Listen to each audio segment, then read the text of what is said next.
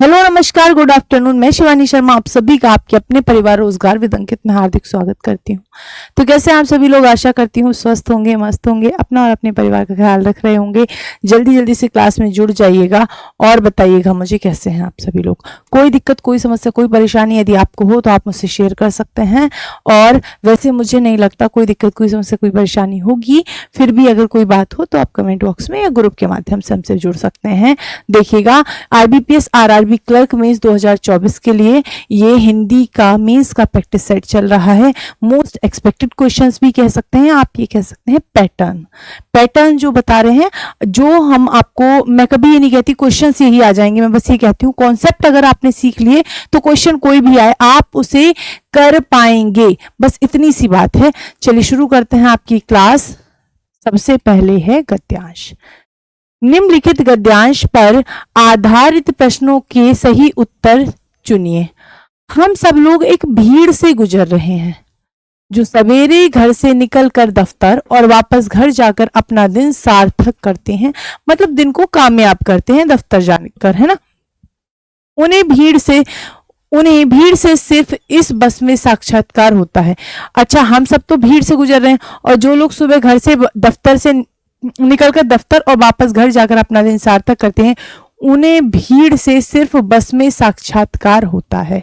जो लोग बस से जाते हैं, भीड़ का साक्षात्कार मतलब वहीं पे वो भीड़ देखते हैं।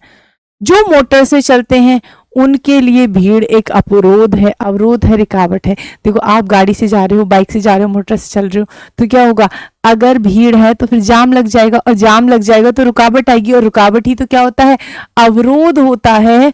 अवरोध है जिसे वे लोग सशक्त और फुर्तीली गाड़ी के से पार कर जाते हैं। फिर कैसे सशक्त और फुर्तीली सवारी गाड़ी से पार कर जाते हैं, मतलब स्ट्रॉन्ग व्हीकल आप कह सकते हैं। व्हीकल स्ट्रॉन्ग होता है और तेज भी चलता है तो उसे पार कर लेते हैं।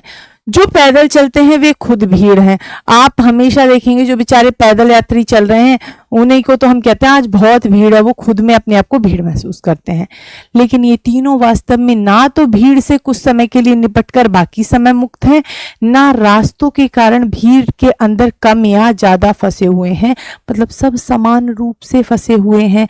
अगर कोई भीड़ में फंसा है तो समान रूप से फंसा है। ये सब बिल्कुल एक ही तरह से हर समय पूरी तौर से भीड़ में फंस चुके हैं। ये भीड़, जीवन के भीड़ की बात भी चल रही है। ये भीड़ के माध्यम से इंसान जीवन की मतलब लेखक जीवन की हकीकत भी बता रहे हैं।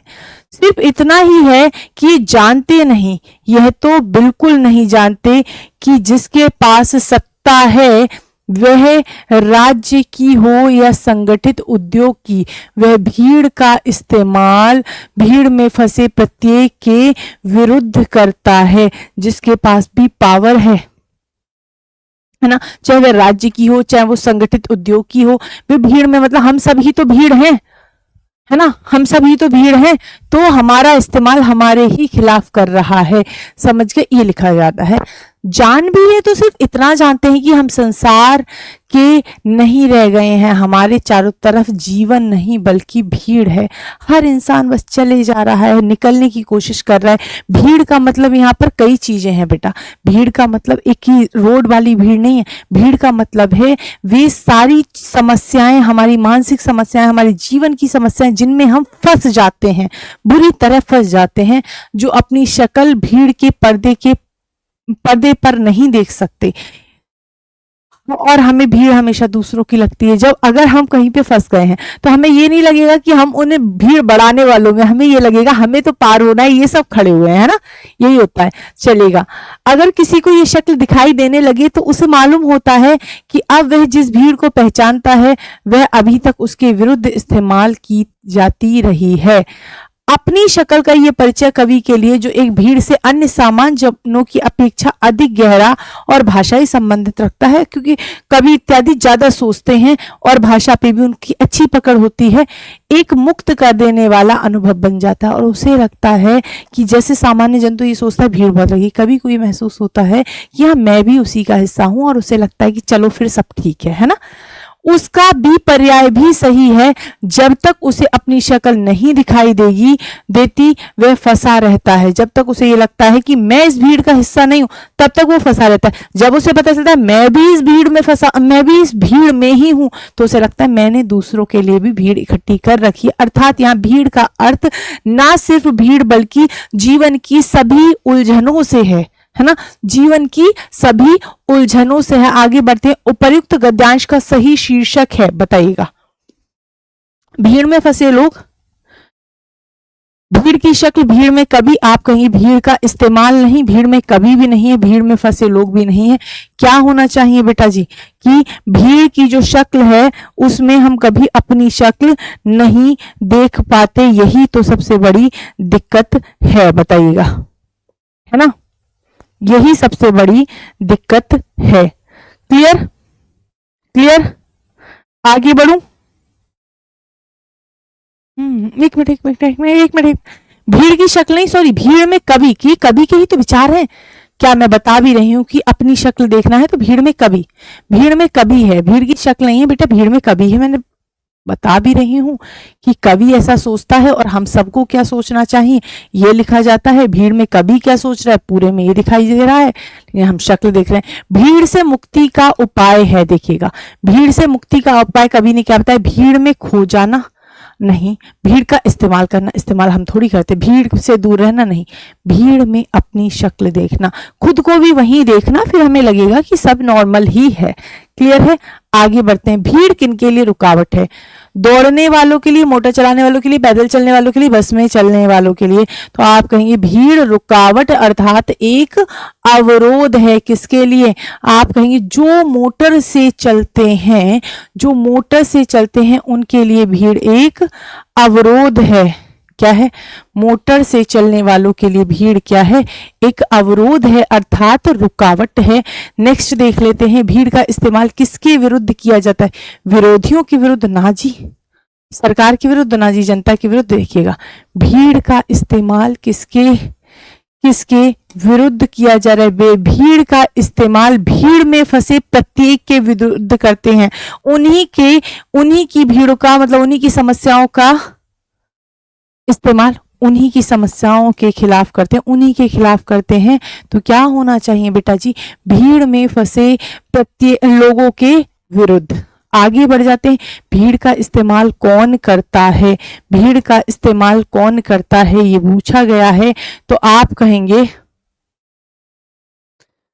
सिर्फ इतना ही है, ये जानते नहीं, ये तो बिल्कुल भी नहीं जानते कि जिसके पास सत्ता है वह राज्य की हो या संगठित उद्योग की हो, वे भीड़ का इस्तेमाल, किसकी सत्ता हो, किसकी सत्ता हो, आप कहेंगे सरकार की नहीं, पूंजीपति की नहीं, नेता की, चाहे राज्य की हो, चाहे सरकार की हो, या पूंजी की हो, या उद्योग की हो, जिसके पास भी सत्ता है, मतलब जो सत्ताधारी हैं वे भीड़ का इस्तेमाल करते हैं। देख लीजिएगा, ये आपके लिए अभी मैं होमवर्क दूंगी, क्योंकि मैं एक लेकर आई थी, पैराग्राफ में ला ही रही हूं रोज, ताकि आपको पढ़ने की आदत पड़ जाए। दिशा निर्देश, निम्नलिखित 5 ABCDE वाक्यों को व्यवस्थित कर एक सार्थक लेख बनाएं और निम्न प्रश्नों के उत्तर दें। देखिएगा, यह सिलसिला ना केवल कायम रहना चाहिए बल्कि कोशिश ये की जानी चाहिए कि टेस्ट और बढ़े। कौन सा सिलसिला हमें नहीं पता, ए से वाक्य शुरू नहीं हो सकता। अभी भिन्न भिन्न राज्यों में अलग अलग नियम बने हैं, किस चीज के बारे में हमें नहीं पता। कोरोना मरीजों की बढ़ती संख्या के बीच ये राहत की बात है कि संक्रमण का पता लगने के लिए अब रोजाना 2 लाख से अधिक टेस्ट हो रहे हैं। वाक्य सी से शुरू हो सकता है पैराग्राफ। आवश्यक ये भी है, यह भी है, मतलब कोई ना कोई अन्य चीज पहले आवश्यक रह चुकी है तब ये आवश्यक है। ठीक है, चलिएगा। ज्यादा से ज्यादा टेस्ट करके ही कोरोना संक्रमण को फैलने से रोकने में मदद मिलेगी। ठीक है, लेकिन केवल इतना ही पर्याय नहीं, मतलब पर्याप्त नहीं, इतना ही काफी नहीं। फिर आ रहा है सी, फिर आ रहा है सॉरी ये वाला डी, केवल इतना ही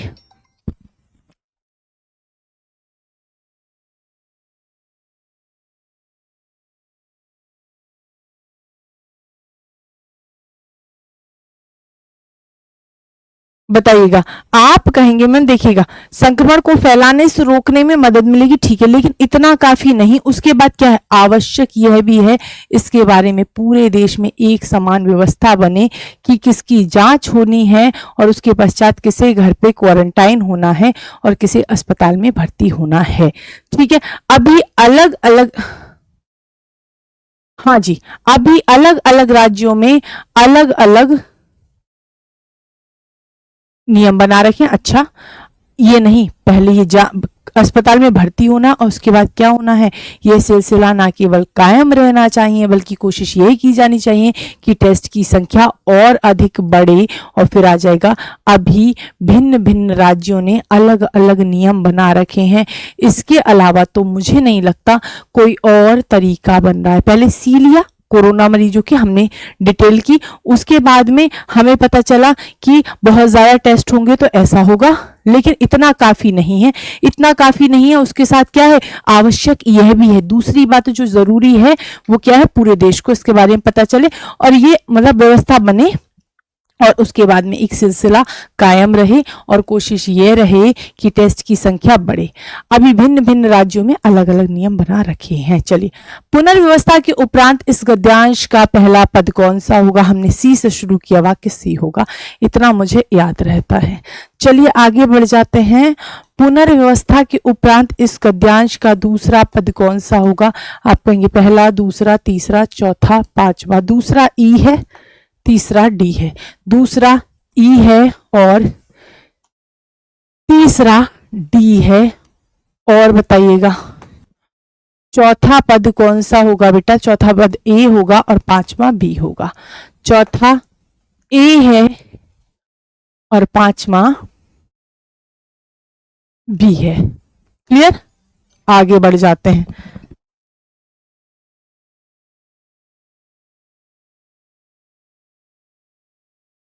ठीक है, आगे बढ़ते हैं। नेक्स्ट देखते हैं, परमार्थ की उच्चतम भावना। अच्छा, ये वो है मतलब आपको इसे भरना है, फिल इन द ब्लैंक।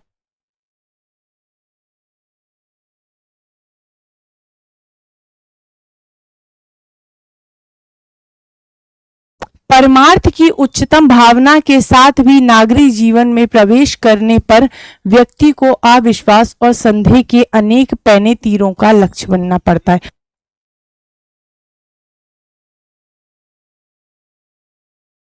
परमार्थ की उच्चतम भावना के साथ नागरिक जीवन में प्रवेश करने वाले व्यक्ति को अविश्वास और संदेह के अनेक पैने तीरों का लक्ष्य बनना पड़ता है। आप किसी की मदद करो, आप किसी के लिए अच्छा करो, ये ऐसा क्यों कर रहा है, ये इतना अच्छा क्यों है, ये सब तो चलता ही ना। नागरिक जीवन का अकारण संदेह कर्मनिष्ठा को और उसका लक्ष्यहीन दुराव जीवन दर्शन को क्या कर देता है, ये आपको बताना है। क्या कर देना है ये आपको बताना है। क्लियर है, क्लियर है। आगे बढ़ते हैं, आगे बढ़ते हैं। कर्मनिष्ठा को और उसका लक्ष्यहीन दुराव जीवन को कर देता है, इसके विपरीत ग्रामीण की पुस्तक खुली है, किसकी पता चल जाएगा। कुछ परिस्थितियां इस मान्यता और विचारधारा की क्या हो सकती हैं देखेंगे। पर जहां जीवन कुछ है वहां एक ग्रामीण का सहयोग दैन्य रहित होने के कारण सहज है। कैसा है, सहज है और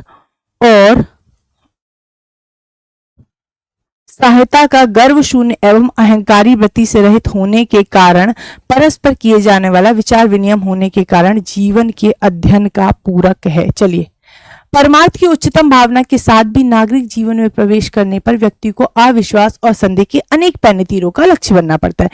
नागरिक जीवन का अकारण संदेह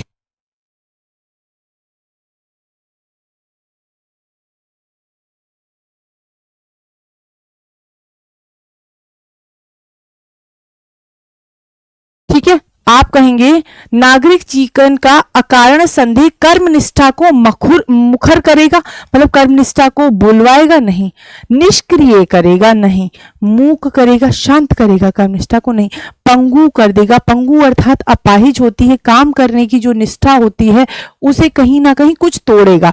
बिल्कुल निष्क्रिय तो नहीं कर पाता है ना, और मूक शांत भी नहीं कर पाता, मुखर भी नहीं कर पाता, क्या हो जाएगा, पंगु कर देगा। ठीक है, पंगु मतलब अपाहिज कर देगा। आगे बढ़ते हैं। और उनका लक्ष्यहीन दुराव जीवन को विभ्रांत कर देता है, निभ्रांत कर देता है, अभ्रांत कर देता है या भ्रांत कर देता है। बताइएगा जीवन को क्या कर देगा, बताएं बेटा। तो आप कहेंगे मैम विभ्रांत, अभ्रांत, निभ्रांत नहीं, भ्रांत कर देगा। जीवन में कुछ ना कुछ भ्रांतियां आ जाएंगी। क्लियर है। इसके विपरीत ग्रामीण की पुस्तक खुली ही मिलती है। ग्रामीण मानस की, समाज की, परिवेश की, जीवन की। परिवेश भी नहीं आएगा, जीवन आएगा, है ना। क्या आ जाएगा, जीवन।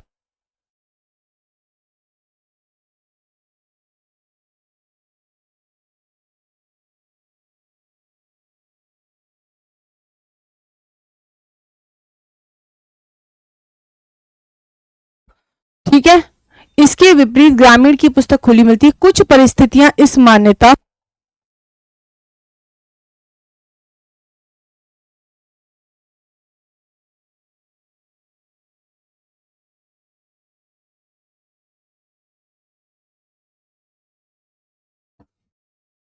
इसके विपरीत ग्रामीण की पुस्तक खुली मिलती है। कुछ परिस्थितियां इस मान्यता और विचारधारा की क्या हो सकती हैं बेटा जी, इस विचारधारा की कुछ कैसी परिस्थितियां, कुछ असाधारण परिस्थितियां, विषम नहीं, सम नहीं, विशिष्ट नहीं, कुछ ऐसी परिस्थितियां जो इस मान्यता और विचारधारा की क्या हो सकती हैं, क्या हो सकती हैं, अपवाद हो सकती हैं। प्रवाद नहीं होता, संवाद बातचीत नहीं है, विवाद नहीं होती, अपवाद हो सकती हैं। इस विचारधारा की क्या हो सकती हैं, अपवाद हो सकती हैं। पर जीवन में कुछ, एक मिनट, हाँ 18 के ये हो गया कुछ असाधारण परिस्थितियां विचारधारा की अपवाद हो सकती हैं। यहां 19 आना चाहिए था। ओके, इसको एक्स लिख लो, कुछ भी लिख लो इसको।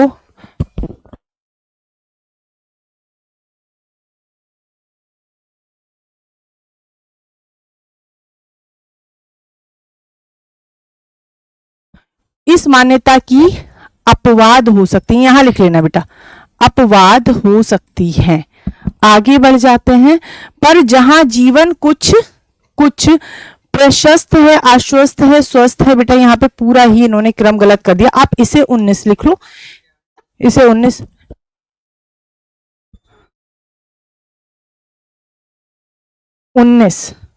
क्लियर है। 19 इस पे लिख लो। पर जहां जीवन कुछ आश्वस्त है, कैसा है, आश्वस्त है, प्रशस्त नहीं है, अस्वस्थ नहीं है, जीवन कुछ आश्वस्त है, इसे एक्स कर लो बेटा। और इसे भी हम क्या कर देते हैं, एक सेकेंड, इसे भी हम एक्स कर देते हैं। इसे भी यहां एक्स कर देते हैं ताकि आपको कोई समस्या समझने में ना हो, है ना। एक्स था ये। आगे बढ़ जाते हैं। कौन सा एक्स, वो वाला एक्स नहीं चलेगा।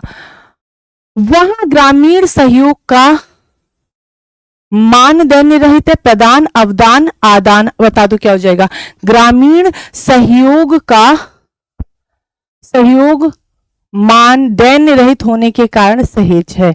आप कहेंगे मैम अवदान होना चाहिए, मान होना चाहिए, प्रदान होना चाहिए, क्या होना चाहिए, बता दो, बता दो, बता दो। आप कहेंगे मैम आदान होना चाहिए। आदान प्रदान, देना लेना, है ना, प्रदान नहीं, आदान। आदान होने के कारण सहज है। सहायता का, और इसको क्या लिखना है, 20 लिखना है।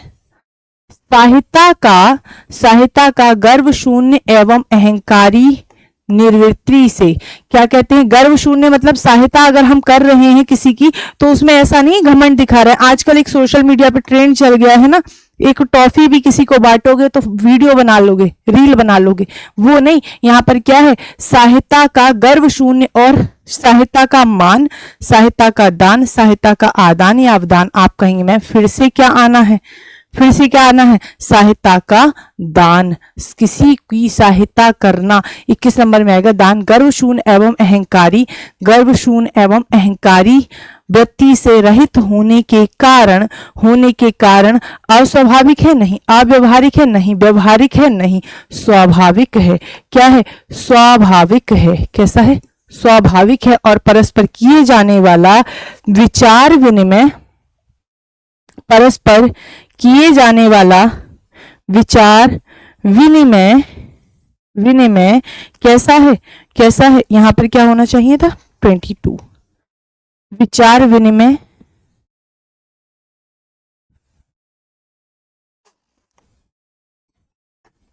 एक मिनट, विचार विनिमय विशिष्ट है, अशिष्ट है, कृत्रिम है, अकृत्रिम है। आप कहेंगे मैम कोई दिखावा नहीं है उन विचारों में, वो विचार कैसे हैं, प्योर इंटेंशन के साथ किए जाते हैं। अकृत्रिम है मतलब स्वाभाविक है, मतलब रियल है, कोई इनमें फेकनेस नहीं है। चलिए आगे बढ़ जाते हैं बेटा जी। निम्नलिखित में से विलोम की दृष्टि से सही युग्म है, अधिष्ठित प्रतिष्ठित, आस्था विश्वास, विलोम, विलोम की सही से बेटा अधिष्ठित का प्रतिष्ठित, देखो असूया अनसूया ये ठीक है। आस्था का विलोम अनास्था होता है, अनास्था, अनास्था, और विश्वास का विलोम अविश्वास होता है, अविश्वास होता है। क्लियर है। अधिष्ठित प्रतिष्ठित नहीं होता। प्रमुख का विलोम क्या होता है बेटा, गौड़ होता है, गौड़ होता है, और विमुख का विलोम उन्मुख होता है ना, उन्मुख होता है, यही इसका विलोम ठीक हो जाएगा। आगे बढ़ते हैं। निम्नलिखित में से एक शुष्क का विलोम है, निम्नलिखित में से एक शुष्क का विलोम है, बताइएगा कौन सा है शुष्क का विलोम। उष्ण आर्द्र शीत या शिष्ट, उष्ण आर्द्र शीत या शिष्ट, बताइएगा।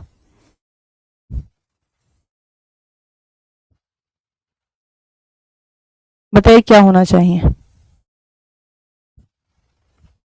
देखो शुष्क का मतलब होता है सूखा, उष्ण तो शीत का विलोम है, ठीक है, शीत तो होगा नहीं। शिष्ट अशिष्ट का विलोम है, अशिष्ट का विलोम है, और आर्द्र होता है शुष्क का विलोम, जिसका अर्थ होता है नम। एक बात कही गई बात को दोहराते रहना। देखिएगा आगार नहीं होगा, प्राकथन नहीं होगा, प्रस्तावना नहीं होगा बेटा, पिष्टपेषण होता है। इसका एक ऑप्शन और मिलता है हमारे पास, पुनरुक्ति, इसे हम पुनरुक्ति भी कहते हैं। एक बार को दोहराना क्या कहलाता है, पुनरुक्ति भी कहलाता है। दोनों में से कोई भी ऑप्शन मिले तो आप कोई भी लगा सकते हैं। क्लियर है। आगे बढ़ जाते हैं बेटा जी। जो वाणी द्वारा व्यक्त ना हो, आत्म साक्षात्कार क्या कहलाता है। आप कहेंगे मैम स्वयं से साक्षात्कार, मतलब कहते हैं ना अपने आप से पूछो, ये जवाब तो आपका होना चाहिए है ना, साक्षात्कार। क्लियर है। आगे बढ़ जाते हैं।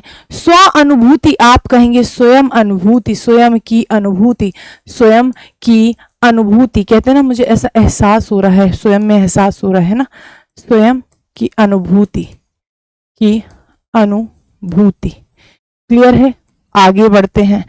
अनिर्वचनीय कहलाता है, जो वाणी द्वारा निर्वचन ना हो सके, व्यक्त ना हो सके, अनिर्वचनीय कहलाता है, रहस्य नहीं कहलाता। आगे बढ़ जाते हैं। मुकुंद किसका पर्यायवाची है, बता दीजिएगा बेटा जी। देखिएगा मुकुंद है विष्णु का पर्यायवाची, जिन्हें हम नारायण कहते हैं बेटा, नारायण कहते हैं, जिन्हें हम नारायण कह देते हैं, जिन्हें हम हरि कहते हैं, जिन्हें हम क्या कहते हैं, विशंभर कहते हैं, विश्वंभर कह देते हैं। और बेटा इसके अलावा हम किसे क्या, इन्हें क्या कहते हैं, तो आप कहेंगे इन्हें हम जगत पालक कहते हैं, पालक कहते हैं, जनार्दन कहते हैं, जनार्दन कहते हैं बेटा। इन्हें हम नारायण तो मैंने लिखवा दिया, इसके अलावा हम इन्हें मधुरिपु कहते हैं, इन्हें हम मधुरिपु कह देते हैं, है ना। इन्हें हम चक्रधर कहते हैं बेटा, और इन्हें हम चक्रपाणी कह देते हैं, और इन्हें हम चक्रपाणी भी कह देते हैं। शिव के पर्यायवाची क्या है, आप कहेंगे बहुत सारे पर्यायवाची हैं, इन्हें हम शंकर बोल देते हैं बेटा, इन्हें हम शंभु बोल देते हैं, है ना। और क्या बोलते हैं, आप कहेंगे इन्हें हम मृत्युंजय बोल देते हैं, मृत्युंजय बोल देते हैं। इसके अलावा हम इन्हें क्या बोलते हैं, आप कहना इसके अलावा हम इन्हें सतीश बोल देते हैं, सतीश बोल देते हैं। इन्हें हम उमेश बोल देते हैं, इन्हें हम बेटा त्रिलोचन बोलते हैं, त्रिलोचन बोल देते हैं। इन्हें हम आशुतोष बोल देते हैं, आशुतोष बोल देते हैं। इन्हें हम अविनाश बोल देते हैं। क्या बोलते हैं? अविनाश बोल देते हैं, अविनाश बोल देते हैं। क्लियर है? इसके अलावा हम इन्हें क्या बोल सकते हैं? आप बोलेंगे very good, very good, very good, very good. इन्हें हम नीलकंठ बोल देते हैं, नीलकंठ। इन्हें हम चंद्रशेखर बोल देते हैं, चंद्रशेखर बोल देते हैं। बेटा इन्हें हम गंगाधर बोल देते हैं, है ना। इन्हें हम गंगाधर भी बोल देते हैं। क्या कहते हैं? गंगाधर भी बोल देते हैं। क्लियर है? और इसके अलावा हम इन्हें क्या बोलते हैं? और इसके अलावा हम इन्हें क्या बोल देते हैं? आप कहोगे त्रिलोचन तो मैंने बता दिया, शशिधर भी कह देते हैं, है ना। शशिधर भी कह देते हैं इन्हें हम, शशिधर भी कह देते हैं। क्लियर है? चलिए आगे बढ़ जाते हैं बेटा जी। सूर्य का पर्यायवाची क्या क्या है? तो आप कहेंगे मैम इन्हें हम सूरज कहते हैं, इन्हें हम मार्तंड कहते हैं, मार्तंड कहते हैं। इन्हें हम अंशुमाली कहते हैं, अंशुमाली कहते हैं। बेटा इन्हें हम आदित्य कह देते हैं, आदित्य कह देते हैं, है ना। और बताइएगा इसे हम क्या कह सकते हैं? आप कहेंगे मैम इसे हम रवि कहते हैं, इसे हम भानु कहते हैं, भानु कहते हैं। इसे हम अर्क कहते हैं, है ना, इसे हम अर्क कह देते हैं। ये सभी हम सूरज को कह देते हैं। इसे हम दिनकर कहते हैं, दिनकर कहते हैं। इसे हम दिवाकर कहते हैं, इसे हम प्रभाकर कह देते हैं। बेटा इसे हम क्या कहते हैं? प्रभाकर कह देते हैं। ये सब हम सूर्य को कह देते हैं। चलिएगा आगे बढ़ते हैं। कामदेव को मैं इधर लिखवा दे रही हूँ। कामदेव की पर्यायवाची बहुत बहुत पूछे जाते हैं, इसलिए मैं आपको लिखवा दे रही हूँ कामदेव के पर्यायवाची। इन्हें हम क्या कहते हैं बेटा? इन्हें हम अनंग कहते हैं क्योंकि इनके अंग नहीं। इन्हें हम अतनु कह देते हैं क्योंकि इनका तन नहीं। इन्हें हम और क्या कह देते हैं? इन्हें हम रतीश कह देते हैं, रति के पति हैं ये, रतीश कह देते हैं। इन्हें हम कुसुमाकर कह देते हैं, इन्हें हम कुसुमेश कह देते हैं, कुसुमेश कह देते हैं। कुसुमाकर की जगह बल्कि कुसुमेश ही लिख दो, एक ही लिख लो, कुसुमेश कहते हैं। बेटा क्या कहते हैं? कुसुमेश कहते हैं। बेटा इन्हें पुष्पधनवा भी कह देते हैं, पुष्पधनवा भी कह देते हैं। इन्हें हम कंदर्प कह देते हैं, इन्हें हम मनसिज कह देते हैं, मनसिज कह देते हैं। इन्हें हम मदन कह देते हैं, इन्हें हम मदन कह देते हैं। इन्हें हम मनोज कहते हैं, है ना। ये सब हम किसे कहते हैं? कामदेव को कह देते हैं। चलिए एक क्वेश्चन और करते हैं। तरणी किसका पर्यायवाची है? देखिएगा सूर्य का पर्यायवाची है तरणी। सूर्य के अन्य पर्यायवाची मैं अभी अभी आपको लिखवा चुकी हूँ। ठीक है आगे देख लेते हैं। नाम, नाम तो आप जानते हैं, नाम हमारा नाम। युवती हम कहते हैं बेटा वनिता को, जिसे हम नारी कह देते हैं, जिसे हम तरुणी कह देते हैं।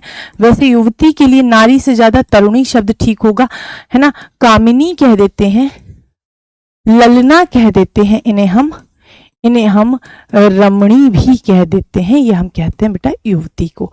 ठीक है। नदी को हम क्या कहते हैं बेटा? नदी को हम सरिता कहते हैं, नदी को हम सरिता कहते हैं। निर्झरणी कहते हैं, निर्झरणी कहते हैं। तरंगिणी कहते हैं,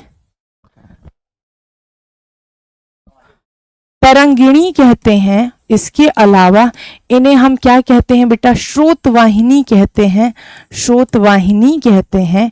इन्हें हम सिंधुगामिनी कहते हैं। बेटा इस समुद्र की ओर गमन करती हैं तो इन्हें सिंधुगामिनी कहते हैं। और बताइएगा क्या कहते हैं बेटा? इसे हम कूलवती कहते हैं, कूलवती कह देते हैं। इसे हम कूलंकषा कह देते हैं, कूलंकषा कह देते हैं।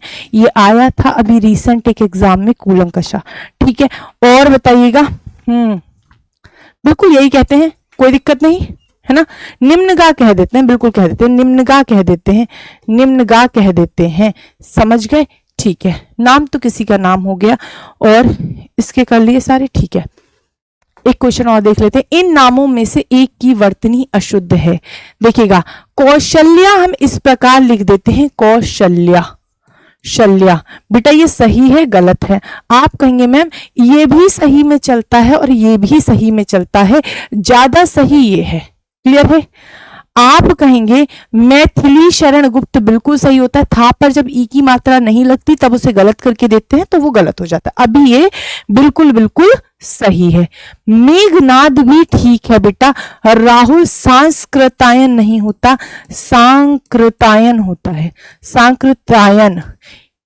महापंडित राहुल सांकृतायन जी जो थे उनका नाम यहाँ पर गलत लिखा है। आगे बढ़ जाते हैं। नीचे दिए गए शब्दों में किसकी वर्तनी शुद्ध है? अगर ये क्वेश्चन आप में से किसी ने बता दिया तो उसको एक टॉफी मतलब खुद खरीदनी है, टेंशन ना लो। आप कहेंगे द्वारका पूजनिया अहिल्या। देखो अहिल्या तो कुछ नहीं होता बेटा, अहिल्या होता है। अहिल्या गौतम ऋषि की पत्नी का नाम अहिल्या था, ये आ गया। अंतर्ध्यान नहीं होता बेटा, अंतर्धान होता है। क्या होता है? अंतर्धान होता है। पूजनीय नहीं होता, पूजनीय होता है। क्या होता है? पूजनीय होता है बेटा। और द्वारका यहाँ ठीक लिखा है, जिसकी प्रोबेबिलिटी मुझे कम है कि आपने सही उत्तर दिया होगा। यही सबसे सही था, यही तो सबसे सही था। आज की क्लास बेटा इतनी ही रखते हैं। चलिए आपको दिखा देते हैं, आपको दिखा देते हैं आपका होमवर्क, जिसको आपको लेने हैं स्क्रीनशॉट और इसको आपको सॉल्व करना है। ये है एक गद्यांश, देख लीजिएगा, छोटा सा गद्यांश है, ज्यादा बड़ा नहीं है। मित्र के बारे में है तो आराम से पढ़ लेना, है ना। स्क्रीनशॉट लो जल्दी से, स्क्रीनशॉट।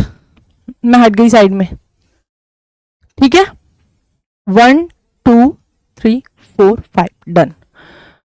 पहला क्वेश्चन, दूसरा क्वेश्चन,